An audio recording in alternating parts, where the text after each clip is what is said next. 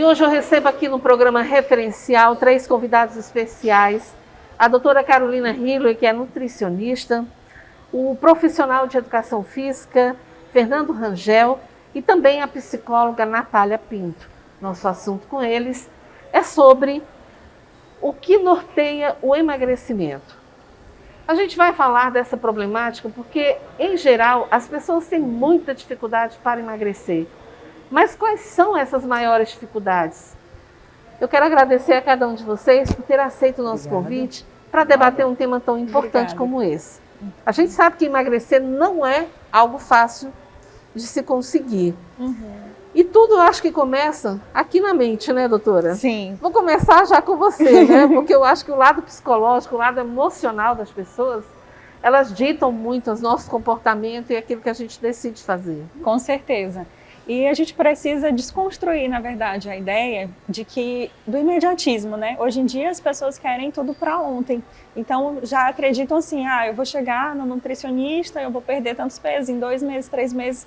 E se esquecem que o se alimentar, na verdade, ele tem muitos processos envolvidos nisso. E o psicológico está diretamente. Então, a perda de peso, a gente pode até começar afirmando assim, que ela começa muito mais pela mente do que necessariamente pela boca, né? Não é só a questão da mudança alimentar. Precisa entender como é que você se relaciona com a comida, com a alimentação, né? Então, esse processo, na verdade, é uma construção que foi feita ao longo da história da pessoa. E aí, doutora Carol, vem aquela questão, né? Quer dizer, você começa a educar com alimentos saudáveis desde bebê, né? Sim, sim. Ou seja, você vai habituando aquela criança a se alimentar de forma saudável. Tudo que ela falou é muito pertinente. O processo alimentar, ele vem desde a gestação. Então, infelizmente, é ofertado às crianças, não sei porquê, isso já pode-se dizer cultural, alimentos não saudáveis. Ser criança tem a ver com comer doces todo o tempo, bala, biscoitos, suco de caixinha, sabe? Todos esses são alimentos que são nocivos. E aí a criança, é muito mais fácil, na verdade, você construir um hábito a partir da infância do que você desconstruir esse hábito na vida adulta. Assim como eu também não é ensinado, ou a criança não recebe a educação, né, Fernando? De que ela também precisa se exercitar desde criança também. Sim. Hoje a criança, às vezes por hiperatividade, então os pais de repente dão um jogo eletrônico, um celular, que ela fica quieta e acaba gastando menos caloria, menos vivências motoras, né? A questão de violência também, que a criança, se não morar num condomínio tão grande, não vai ter acesso a brincadeiras e gastar energia e ter mais aprendizagem motora em si, para que no futuro ela possa fazer um esporte ou uma outra modalidade. Ou seja, tudo leva hoje o ser humano a ter uma vida menos saudável.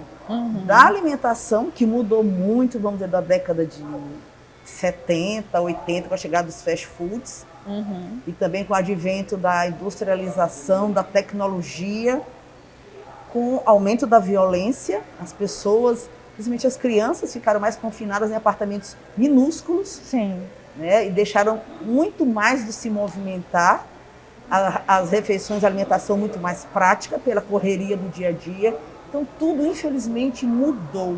Tudo foi em direção para o homem ficar mais sedentário, né, com alimentação mais deficiente e, consequentemente, ter menos saúde, menos longevidade, com certeza. E hoje, a maioria das pessoas, vou falar agora dos adultos, né, tem dificuldade. Porque, primeiro, a obesidade no país aumentou de uma forma assustadora. Então, a alimentação é totalmente errada. O sedentarismo, esse então nem se fala, né? Então, a gente está aí diante de um quadro preocupante. Caos, instalou o caos, na verdade. E eu acrescentaria ainda mais uma coisa na sua fala, a questão também da educação emocional, né? Que nós somos frutos de uma geração em que não fomos preparados para isso. Então, a criança estava feliz dava-se doce, mas se estava triste também dava-se doce. Então, não foi ensinado a essa criança, que hoje é uma adulta, a identificar as suas emoções.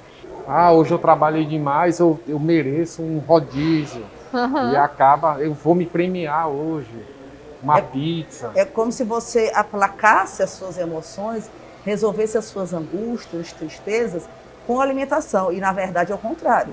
Isso é um ciclo vicioso, porque gera mais uma angústia, que é você olhar para o espelho e não gostar do que vê.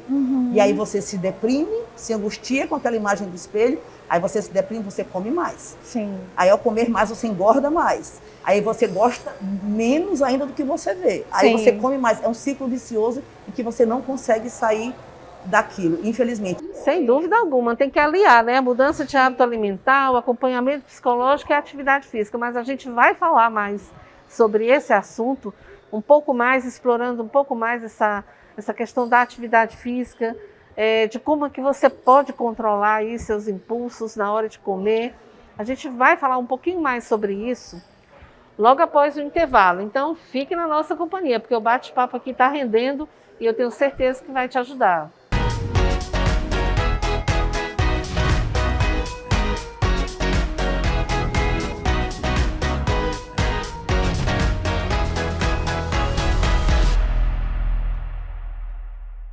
E de volta falando sobre o que norteia o emagrecimento. Quais são as maiores dificuldades que as pessoas têm para emagrecer? Sobre isso, eu estou aqui conversando com 3 grandes profissionais. A psicóloga Natália Pinto, aqui ao meu lado, o profissional de educação física Fernando Rangel e a nutricionista Carolina Hiller. Já é de casa, é sempre muito bem-vinda aqui, todos vocês. Mas olha só, vamos voltar aqui na questão que a gente estava colocando, de que as pessoas têm muita dificuldade. Quando fala assim, você vai fazer uma dieta, parece assim que é aquele peso, né? Carregando aquilo tudo. Mas quando se fala que vai fazer exercício físico, muita gente deixa de fazer porque não consegue ter aquela disciplina. O que é preciso, Fernando? Precisa de uma adequação para cada situação do indivíduo. Por exemplo, não adianta você fazer natação se você não gosta de natação. Então, assim, a escolha da atividade primeiro, certo? E assim, para se ter resultados sólidos, o que é que de mais novo hoje, de maiores resultados é o quê? A atividade física. E quando a gente fala atividade física, a gente fala no treinamento aeróbico, pode ser uma caminhada, pedal, certo? Corrida. E o treinamento resistido, que é o treinamento de musculação, associado ao quê? À dieta, certo? E se a pessoa tem algum transtorno de depressão, compulsão alimentar, ele deve ser tratado também. E o que você acha dessas dietas malucas, né, que tem por aí? É remédio para isso? Toma que vai emagrecer, não sei mais o quê? Assim, essas dietas estão muito voltadas exatamente ao que a gente está falando, para o imediatismo. Sim. Tá? Porque é dieta cetogênica, é dieta HCG, é low carb. E o que acontece é que essas dietas, elas não funcionam por quê? Claro que cada indivíduo é um indivíduo. Tem paciente que eu passo cetogênica, tem determinadas características por um espaço de tempo X, tá? Mas o que acontece? O plano alimentar, para ele, a gente precisa que ele tenha sustentabilidade. Você precisa manter. Na verdade, a palavra dieta, eu sempre digo para os pacientes, eu não gosto de falar, até ela já foi patenteada, né? Sim. É reeducação alimentar. E isso é um processo que a gente, a cada dia, a gente tem um ganho e que isso repercute na tua composição corporal, como exercício físico. Mas é aí onde entra, né, doutora Natália, a questão psicológica, né, o emocional. As mulheres se sentem muito cobradas. Eu falo de mulheres porque, em geral, são as que são mais cobradas, né? O homem é mais tranquilo em relação a isso, né? E que por detrás disso tem, às vezes, uma autoestima que está ali, uma autoestima baixa, tem uma busca de aceitação, a comparação. Então, é como eu disse, nesse processo de emagrecimento tem muitas coisas envolvidas e que não é simplesmente colocar um objetivo e dizer em 2 meses, 3 meses eu quero aquilo. A gente precisa se permitir, como o Carol bem colocou, e vivendo esse passo a passo, de uma forma geral. E essa disciplina você consegue no dia a dia. Sim, exatamente. Até o exercício físico Sim. se tornar... É o melhor de cada dia, entendeu? Exatamente. O máximo dali de peso de cada dia. Essas pessoas querem ter resultado muito rápido, né? Muito rápido. Porque hoje é justamente como foi falado aqui. Hoje, com um toque de celular, você recebe comida na sua casa, você escuta qualquer música do mundo. A geração imediatista demais. E quem tende a quer ter resultado tanto estético, não é?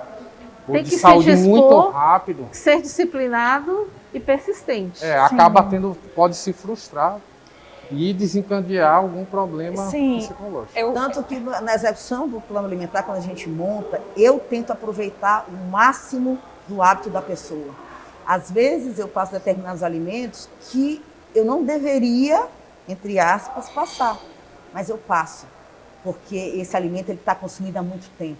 E eu mantenho naquele primeiro momento do planejamento alimentar. Aí eu vou tirando ele aos poucos, porque é exatamente isso, é um processo. Você não pode, às vezes tem pessoas que já têm orgulho de ir nutricionista, porque ele muda tudo. Muita restrição. Muita restrição tende a dar errado. A diferença dos alimentos que a pessoa está acostumada, ele muda tudo. Então ele olha para aquele plano e diz, eu não vou conseguir fazer isso, e não consegue mesmo. Então a gente deixa muito daquele hábito alimentar, mesmo que ele não seja o adequado. Tá? Mas ele é o adequado, a gente pensa no lado emocional. Eu gostaria de poder continuar esse nosso bate-papo, mas já vou estender o convite para vocês, para a gente voltar em mais programas para conversar sobre o assunto e poder estar ajudando aí milhares de pessoas que enfrentam essa dificuldade. Bom, eu quero agradecer a todos vocês por terem aceito o nosso convite para estarem aqui no programa, debatendo sobre um tema que é tão importante. Eu espero ter contribuído aí com vocês, tá? E quero dizer que se você quiser acompanhar essa reportagem, as reportagens e esse bate-papo, você pode acessar o canal do programa no YouTube ou a nossa página no Facebook. Também vai estar à disposição para você no Instagram do programa. Nos siga por lá e interaja conosco via WhatsApp. Obrigada pela sua companhia, obrigada a cada um de vocês mais uma vez. Obrigada. A gente que agradece. Imagina, é sempre um prazer receber e falar de temas tão importantes aqui no programa. Fiquem com Deus e até o nosso próximo encontro.